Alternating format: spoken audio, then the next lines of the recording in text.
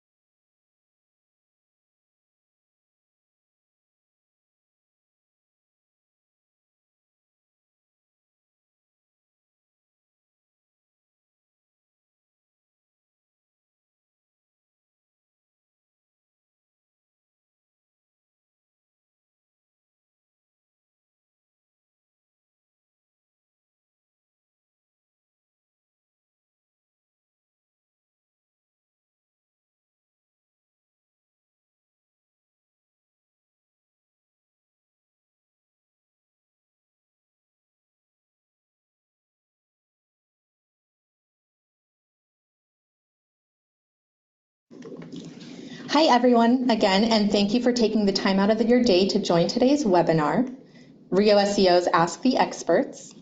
We'll be live tweeting throughout the webinar, so feel free to follow along or tweet at us with any questions at Rio_SEO. My name is Crystal Tang, and I'm going to be your moderator for today's webinar. Before we dive in, we do have a few housekeeping items. First, I'd like to introduce our experts. We have Scott McNulty, Director of Business Development at Rio SEO and Mobile and Location Strategist. Scott has been working in digital marketing and local for over 10 years, and for the last 5 years, he's been really focused on mobile and location strategies. He's the president of the so-called chapter of the Location-Based Marketing Association, also known as LBMA, a nonprofit dedicated to promoting location technologies for brands to enhance their marketing efforts. Thanks for joining us today, Scott. Happy to be here. We also have Miranda Miller joining us. Miranda is a widely published copywriter and has served as associate editor at ClickC, lead writer at SearchEngineWatch.com, and staff writer at Digital Pivot. She's experienced in all areas of marketing and content. She's completed over 600 marketing content and consulting contracts for international clients since 2004. I can personally attest to Miranda's brilliance. She's such a great resource to me to lean on for my projects. So thanks so much for joining us all the way from Canada, Miranda. Thanks for having me. Yeah, Miranda's really smart. We're happy she's here. And finally, just a little background about myself. I'm the listings product specialist here at Rio SEO and Google My Business Gold product expert. So I will be attempting to help you with all of your listing and GMB related questions. Now we want to shed a little bit of light on why we're here today. We understand that local search is a constantly evolving ecosystem that consumers rely on to find businesses like yours. And what we've come to learn from the brands we work at Rio, as well as the ones that Miranda's worked with and done a lot of projects with, is that due to all these changes, it can really be a challenge to keep up with the trends. Oftentimes, you might have lingering questions or issues. You may not have a forum to go to ask about these questions and changes, and maybe just want to kind of strategize about where you see the industry heading. So we wanted to take some time today, allow users to submit their questions, and we're going to do our best to answer and help guide you in the right direction. If we can't answer live on the webinar, we are going to be following up with you via email. And if we need to connect you with someone else that has the information, then we're going to use our resources to do so. We want to think of this webinar as kind of an interactive mastermind. You came prepared with questions or think of them during our conversation, please go ahead and submit them in the chat window. If there are any questions that we don't get through, again, we're going to follow up afterwards via email. But during the registration stage of the webinar, we did allow all users and brands to submit their questions, which is where we're going to get started. I must say there's been a ton of really great questions, so I'm excited to kind of start this conversation. Again, if you have any that come up, don't hold back, send them our way in the chat window. Due to the size of the attendance, attendees will be in listen-only mode to cut down on interruptions. Again, thanks for tuning in, and we're excited to get started. Yeah, sure. Yeah, Scott and Miranda, feel free to jump in on any questions with your feedback or insights. All right, so the first question we have is really for Miranda. The question was submitted from Tony, who's an independent consultant in SEO. And his question is, I'm doing SEO for senior assisted living. The main keywords are assisted living, senior living, etc. This is not nursing home or convalescent home, but many people searching for nursing home and convalescent home are actually looking for assisted living. So how can we rank for these keywords without marketing them on the website as a nursing home, which is inaccurate and the client does not want to use that term? Writing a blog post about nursing home is not going to rank for bottom funnel local searches like nursing home near me. Right, great question, Tony. So first and most importantly, I think you have to acknowledge that if customers are misinterpreting the language that you're using, it is the client's job to mirror the customer's language. I mean, you have to do a bit of research and figure out what it is they're looking for. And just because you don't actually provide nursing home services, that doesn't mean you can't talk about it. You could be talking about, you know, what are the key differences between assisted living and nursing homes, or what are some reasons that people choose assisted living over nursing homes? And that allows you to still tap in and capture that audience who are already talking about that term in a way that you can re-educate them and convert them to more of, you know, your service.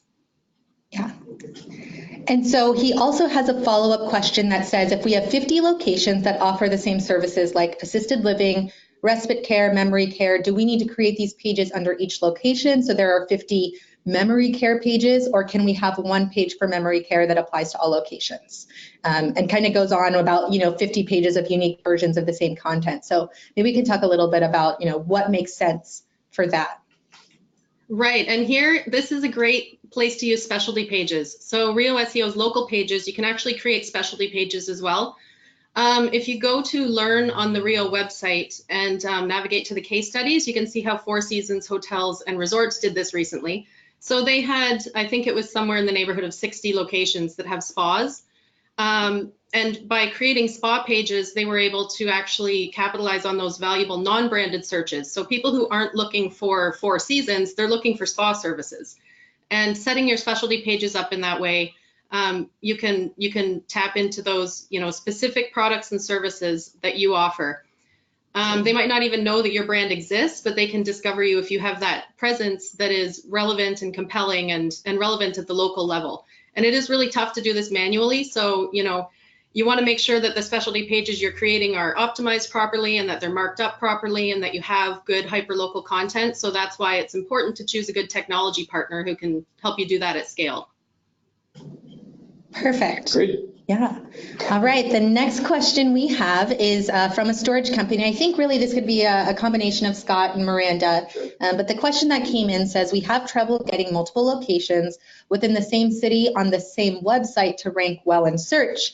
Google seems to favor one location over others in search results. So trying to find a way to structure this in a little bit better manner. Yeah. Go ahead, Miranda. You should jump in. I'll follow you. Okay. Well, I think my only thing is first make sure that you're measuring rank and visibility accurately. So results are super personalized, and it's really unlikely that Google is going to show 5 or 6 of the same store to one consumer. They want to choose the one best answer. So they're probably going to choose the one closest, physically closest to them. You might need to do a local search audit to make sure that you truly understand how things are appearing. And then Scott, what would you do?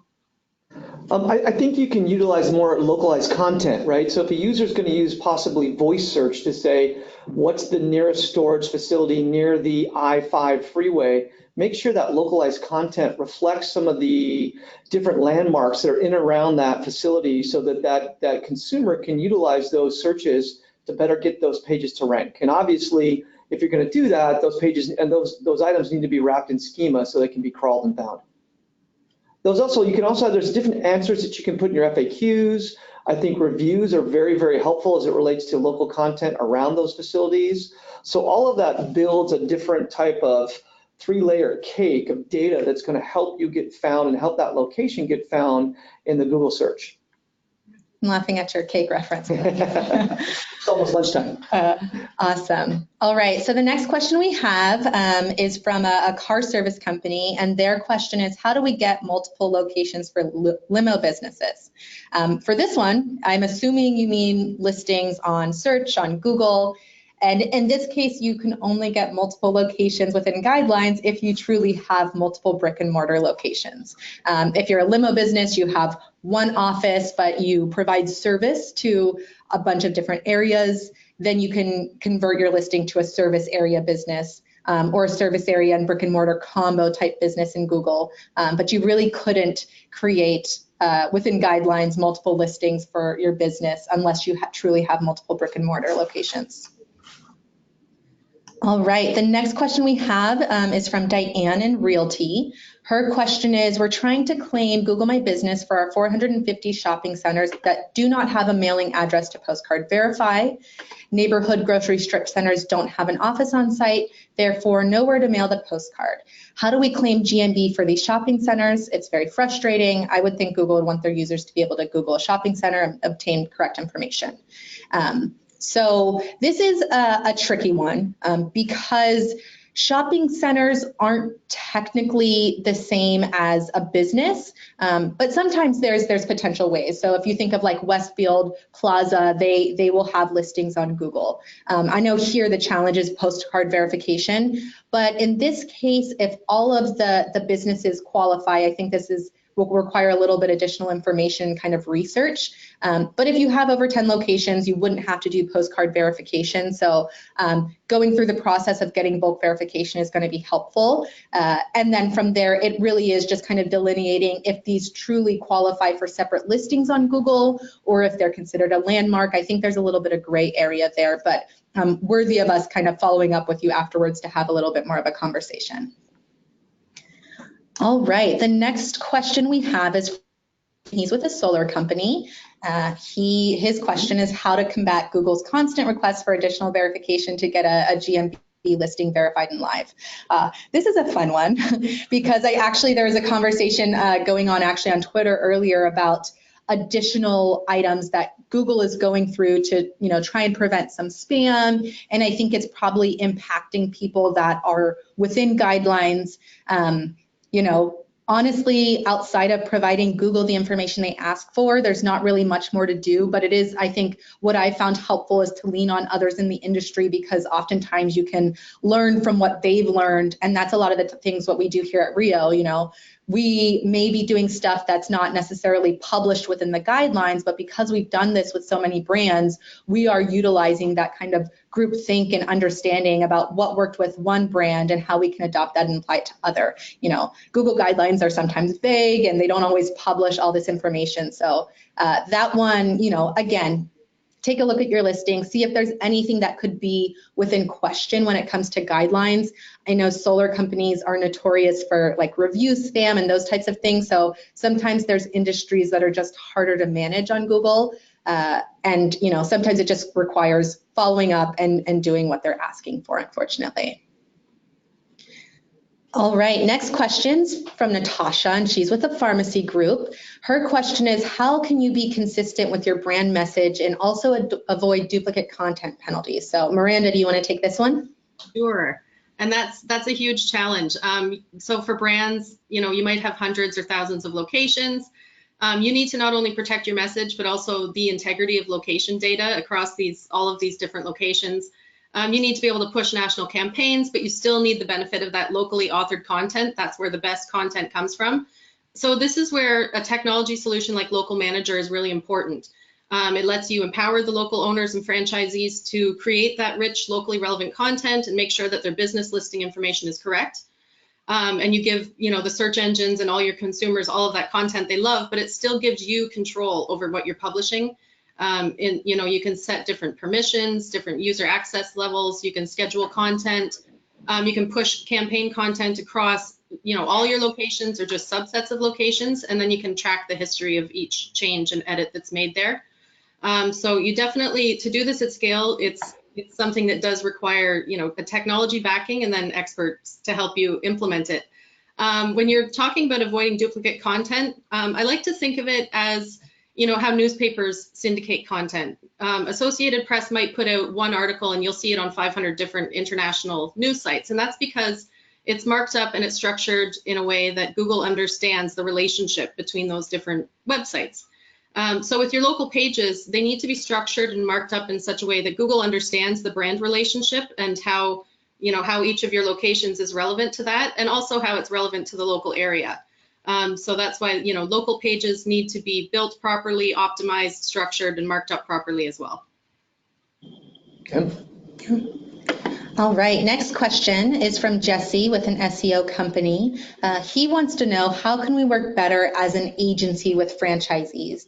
Scott, did you want to add a little bit here? Yeah, absolutely. So Jesse, I think one of the benefits right off the top is this agency level customer service that you bring to the table. Agencies are known for having a fantastic level of service with their clients. So as a part of that approach with your service, I would be thinking that you really want to manage these issues or have a hands-on approach in managing duplicates, making sure that those are found and brought underneath the brand, making sure that any type of hosting that you're doing is handled well and communicated to the client. Understand what the KPIs are for each of those individual. Obviously, they're very challenging. We know that an individual franchisee is very busy running their business. So having the ability to be very transparent in your reporting back to the client. How are you doing in helping them manage that data, your location data? How is it growing? Are they seeing accurate results? Are the results positive? Are they trending in a positive direction? So transparency in your reporting, I think, is really important.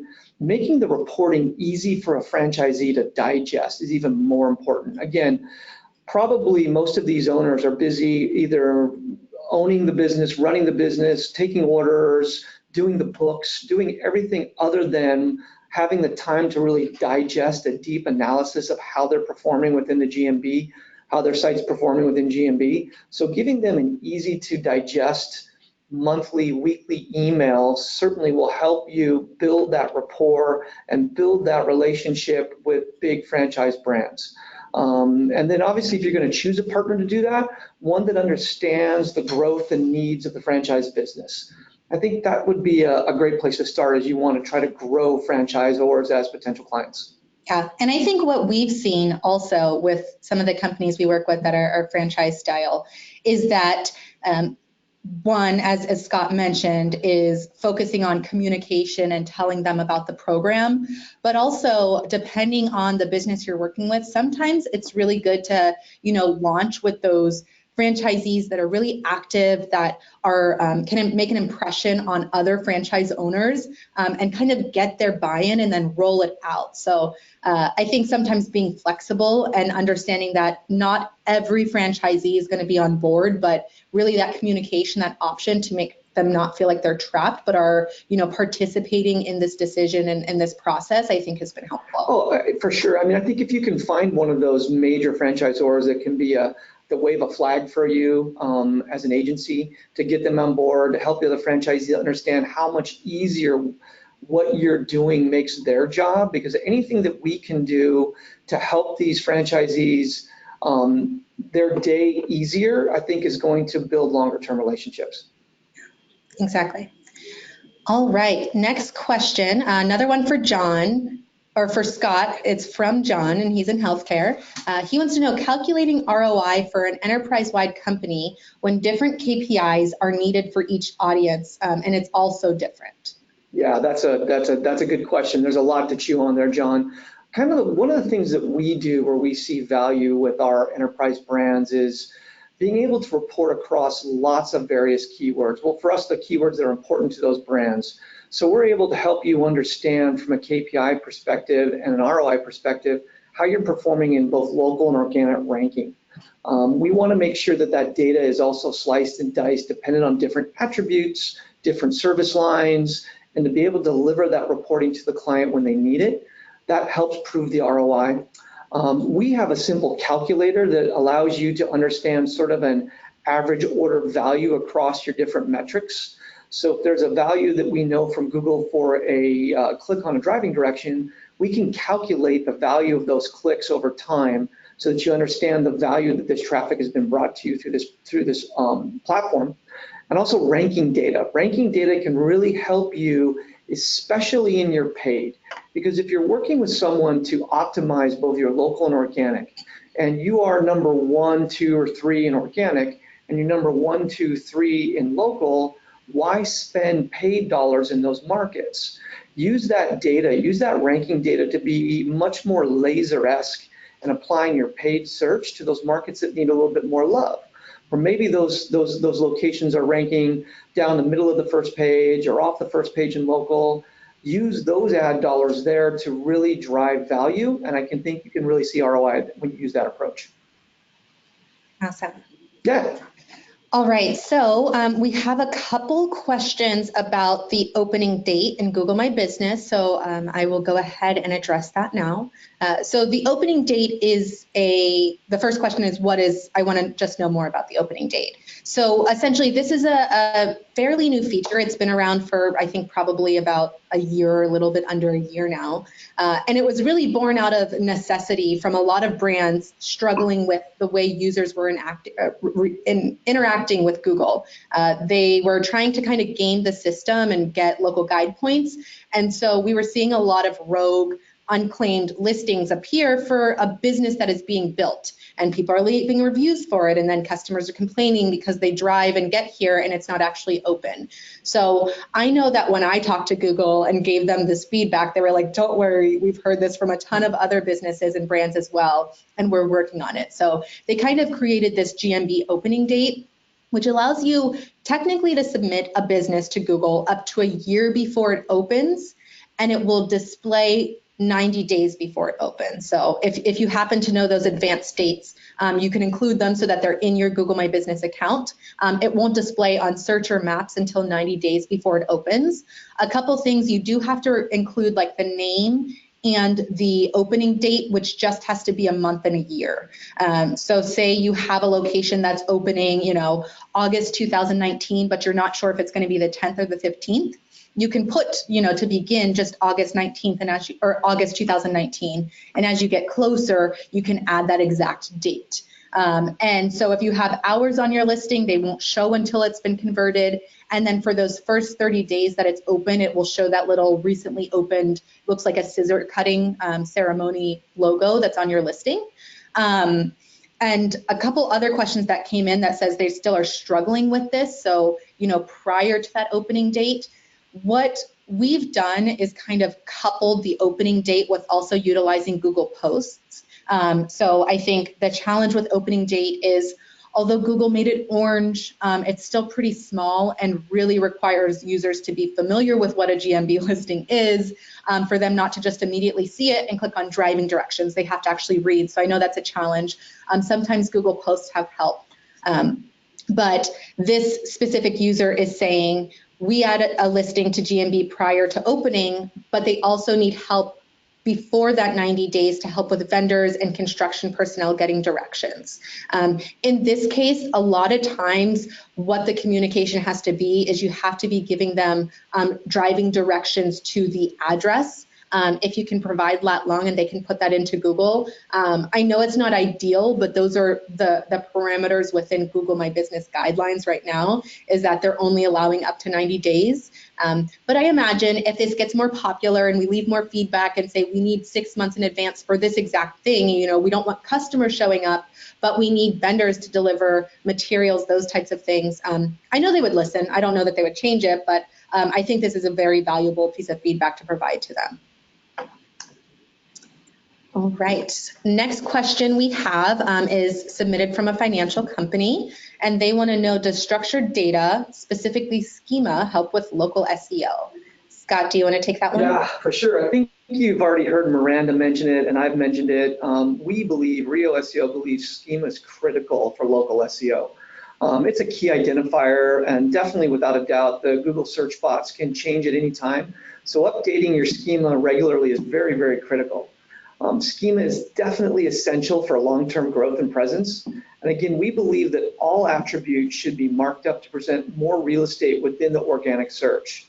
So if you have reviews, if you have FAQs, obviously name, address, phone number, data, all should be marked up so that they can be found, ranked, and shown. So yes, talk to your web dev team, make sure that they're wrapping your pages or anything else in local in Schema.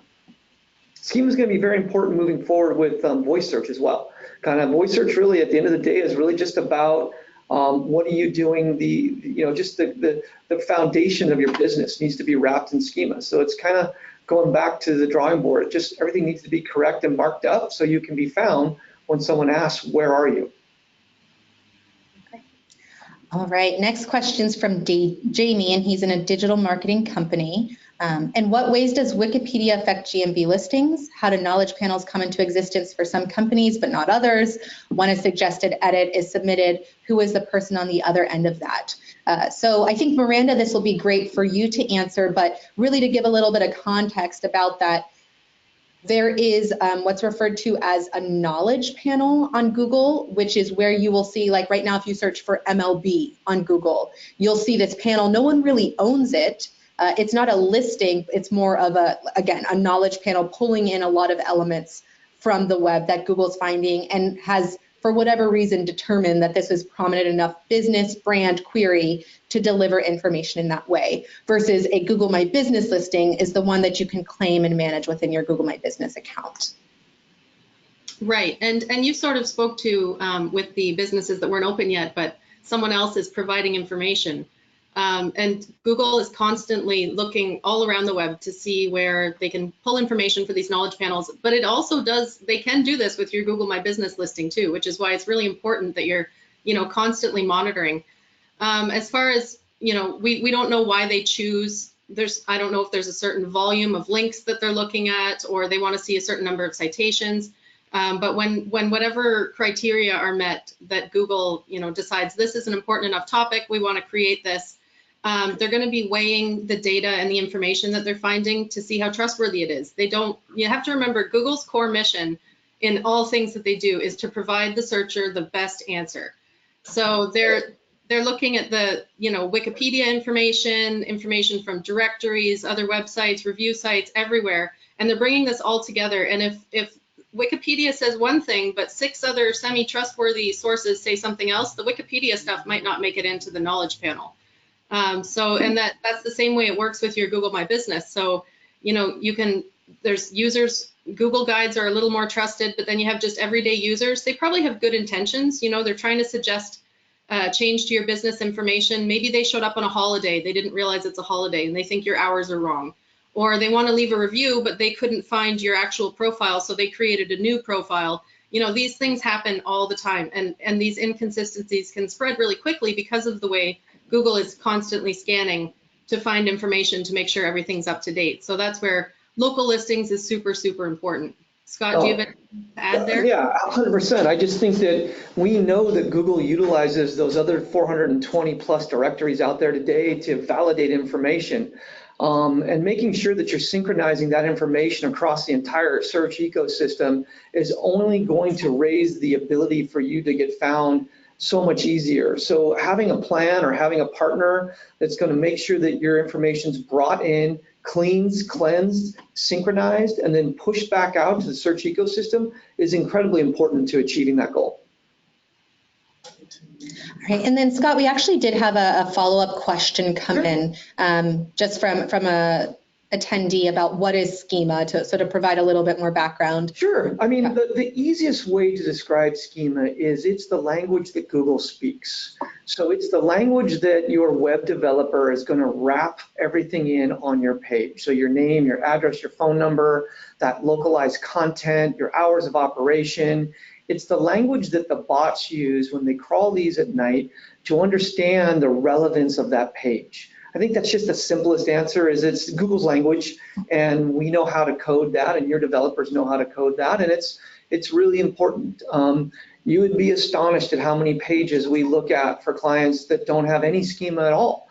So they've put money and spent money to build these beautiful pages, but yet none of it's wrapped in schema, making it very difficult for it to get ranked properly for the keywords that are important to you and your brand.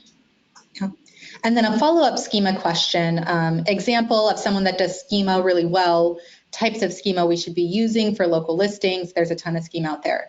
So to kind of answer that second half of that question, right. Schema for local listings, what I would suggest is that if you are owning and managing your Google My Business account.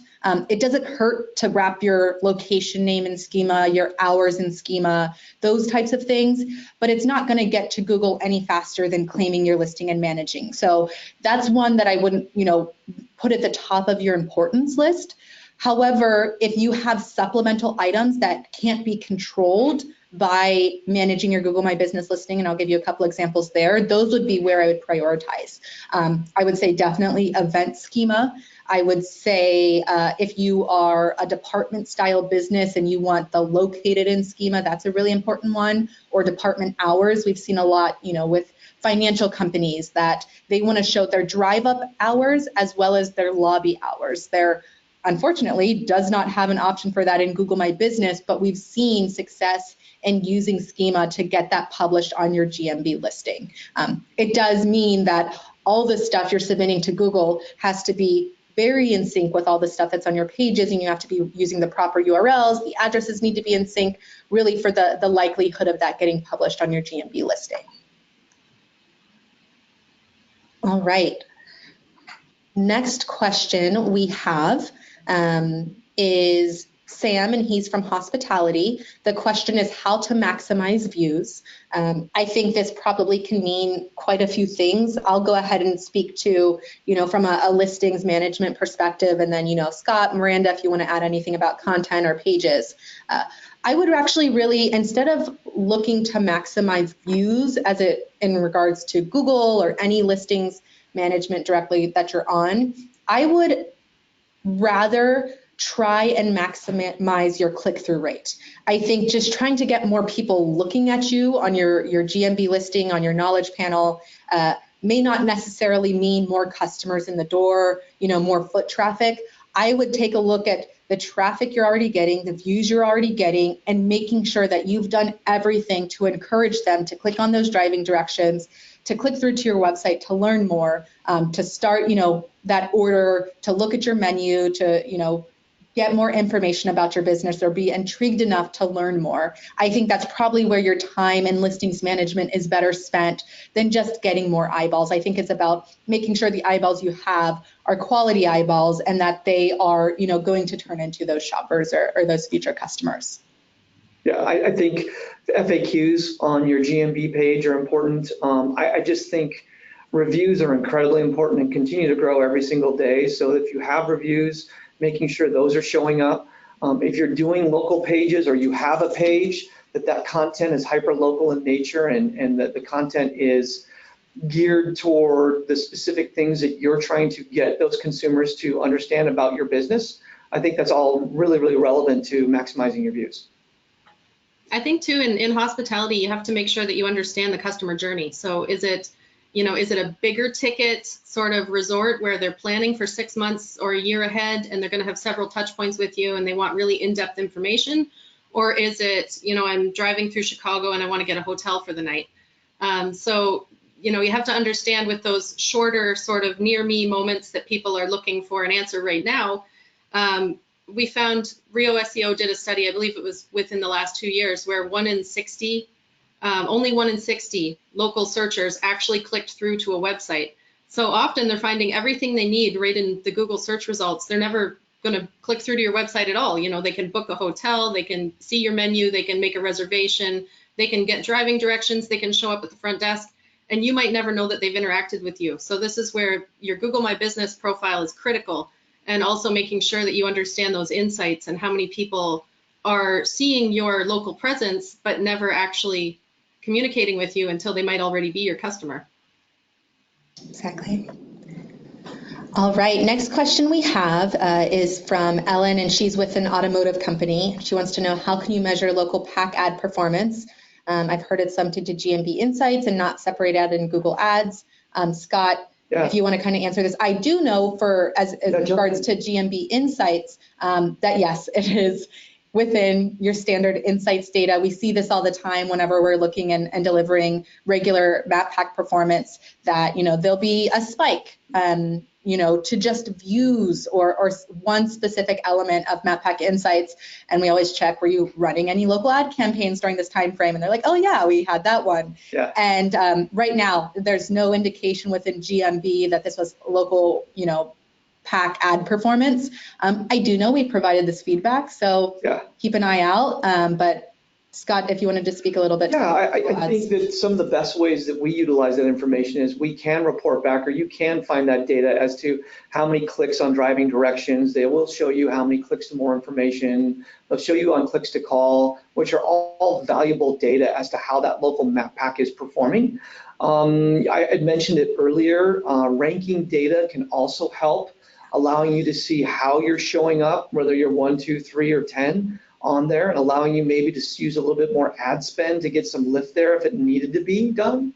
GMB insights are really valuable to diagnose when and where locations or why locations might trend off the top 3 too as well. So they do have those insights there that you can take advantage and really understand how your consumers are interacting with the map pack. So that data is there for you to find and to pull out of there. Yeah, exactly. All right, next question we have is from Edward, and he's in the SEO company. He wants to know if there's a feature in Google My Business. They're called, customer testimonials, suggested posts, and wants to know if this has been implemented. The answer is yes. So essentially, this is a new feature when you log into your Google My Business account, where Google's really been telling you, like, hey, your competitors are posting Google posts like this. Here's their images, here's their text. But recently, they did essentially start pulling in reviews and promoting those and building that out as a Google post. And all you have to do is click Publish Now, and it automatically turns it into this really nice, kind of artistic Google post that highlights some of your best reviews. I know questions I have been asked is, can we choose which review that's here? And right now you can't. It's random. I honestly have no idea how Google. They might just choose like the most recent 5-star review to do that. But it is a new feature. Obviously, if you're managing in bulk, you still have that challenge of not being able to manage Google Posts via bulk import or API at the moment. But if you're in there and you want to test some of it out, that is a new feature that did launch.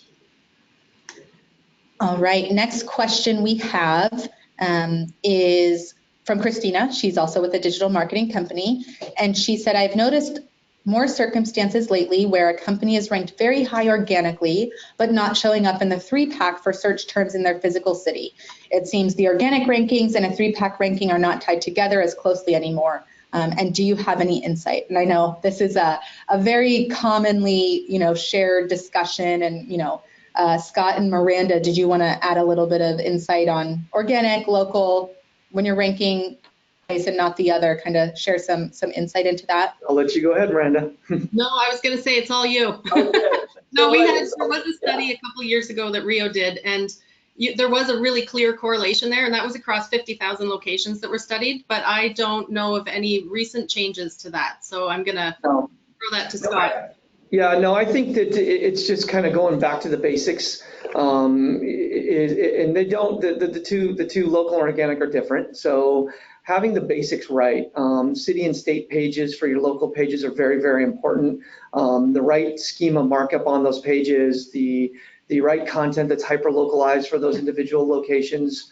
Are you matching the attributes on your GMB to what you're saying on the pages? There's a lot to align there. I'd love to learn a little bit more about the challenges that you're facing, and we can share some emails back and forth. And if I can't help you, I'll certainly point you in the right direction. Some of you can. Yeah, and just to add a little bit more there, as Miranda mentioned, we did, do a study and, worked with Joy Hawkins actually in the industry, where we talked about how closely the two algorithms were aligned. And I think in the next couple of weeks or months, we're actually, going to redo that same study to do the exact opposite, to show you in the last 2 years how those have changed so much and how they are farther and farther from similar. And so that's kind of something that's interesting, and it's happening. I know for local, one of the really big things is prominence and location. And when it comes to ranking in a specific city, it really depends on how close you are to the city center of that city or what Google believes is the city center. So there's a lot of really new things, and specifically I think the local algorithm that's really impacting this and making it harder to align your organic and local strategies. Yep. All right, next question we have is from Jeff, and he's in digital marketing, and he wants to know about filling in the services offered section within Google My Business and how beneficial is this as a ranking factor in the 3-pack. I imagine this is the services menu in Google My Business, and so this is something that only shows up on mobile. It used to show on desktop as well, but I think in the last 6 months they stopped showing it. This is both if you have a restaurant menu as well as a service menu. And so it shows only on your knowledge panel on mobile, and you'll get a tab on your GMB listing if you add this that says menu.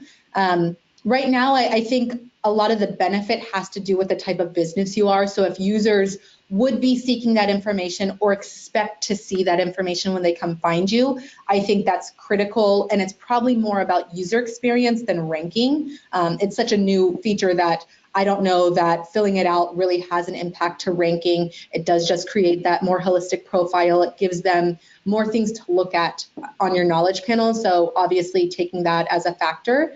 I don't think, adding specific keywords in there is a huge deal, but definitely highlighting any branded or specific services that a user would expect to see, I think is a really good idea. Yeah.